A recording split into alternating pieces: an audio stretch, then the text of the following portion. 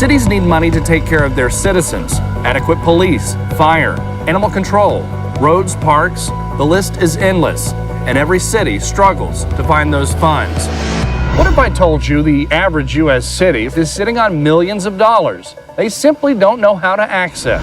It's city-owned land and buildings piling up faster than cities can manage, market, or sell. Land parcels from right-of-way acquisitions, small remnant parcels, foreclosure properties, code violation properties, city buildings simply not in use. So much land that most cities, counties, and states don't even know how much they own, much less where it's located. Only 16 states have well-functioning systems for tracking the real estate they own. 17 states are working on it, and 17 others, plus Washington, D.C., have no idea. The problem of vacant and abandoned real estate is everywhere, in every city and every state. In the 1990s, Wyoming used a GIS auditing process to map its real property. The state found that approximately 250,000 parcels were not listed on the tax rolls. And Wyoming is not alone.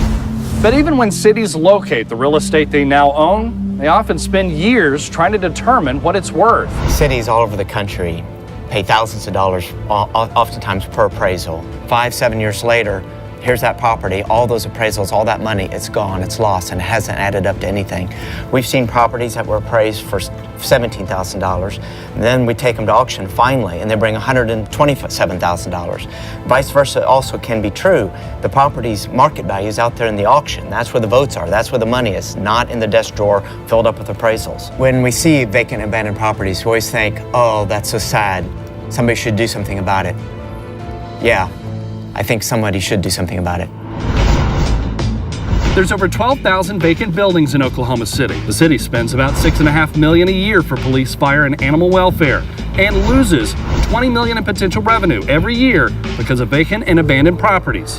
Vacant properties attract crime because of the broken windows theory, a signal that abandonment has occurred and it encourages further disorder. Almost 60% of people surveyed felt less safe and secure living near vacant and abandoned structures. When you have a house that, number one, just starts out in disrepair with the broken windows, or it's not painted, the roof's falling apart. Number one, it has a tendency to bring down property values. People tend to move out of those neighborhoods a lot quicker to salvage some level of property value in their home. When people know that they're unoccupied, that's when we have people that start taking advantage of that.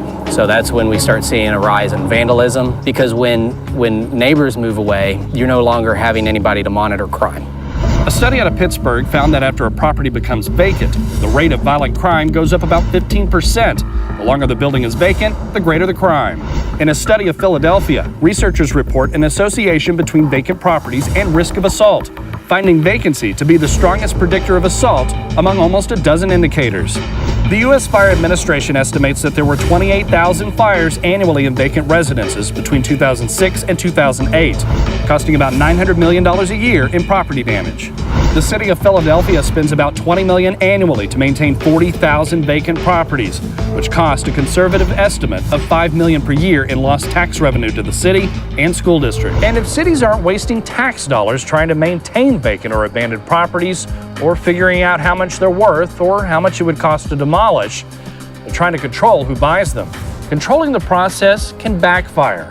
Yeah, sometimes properties can take up to a couple years to get all the way through the process because the requirements go back and forth. It's not always clear what their end game is. When the auction process happens, it's very definite. There's a certain time and date and place that this auction is going to occur. And when that happens, that's when the property is sold. No longer do you have to try to sort through proposals. It's just whoever raises their hand last, at the auction, that's who buys the property. Hispanics, they tend to revitalize either neighborhoods or properties. That's why I like this process, because it's very transparent. It doesn't matter who you are or if you have the connections. You're not playing the good old boy system here. I think it's just everybody can bid. If you got the money, if you got the brains to do it, you can come in and bid for the properties and get it. I mean, like I said, you don't have to have a special connection. Just come and just outbid the other. That's it.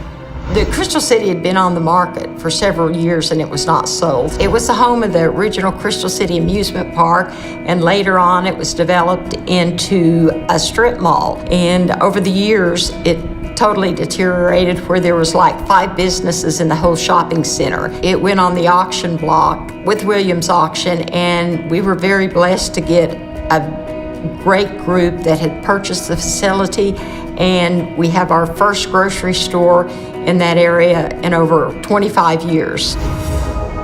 The City of Yonkers sold their city-owned properties through us, live on location with remote bidding through the auction network. I knew that the city had a lot of assets, real estate assets they had acquired through tax processes in REM foreclosures. And we're sitting there, and they had ways of disposing them over time, but they were not terribly effective.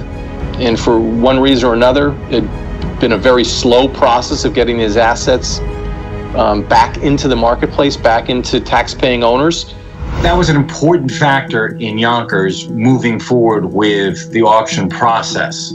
Simply put, in Westchester County, it's quite unique. There's a taxpayer that is not paying property taxes both to the city or the town and to the county. Well, the city is out the money, but also the county says, we don't care, pay us. So if a taxpayer doesn't pay his county property taxes, the city had to pay for it. So it's not just the upkeep for seizing these properties or allowing people to stay in their properties. It had to do with the fact that the city of Yonkers had an outflow of capital going to the county on a lot of these properties. Both of us went to the first auction. I mean, the crowd was like overwhelming. I mean, it was literally standing room only. And then there was, my recollection was like over 100 people online too. So the total bidding population for this was, probably 150 to 200 people, right? Which was wildly above the expectations of the city. We had a much better turnout than we even could have hoped for. And then, we think the execution was outstanding, and the results were outstanding. The auction drew incredible activity, and additionally, it caused 8 owners to step up and become current on their taxes, allowing them to keep their property. A win-win all the way around. In many of the 19,000 cities across this nation, we are actually standing on the funding for our operating budgets. It's worth a conversation, don't you think?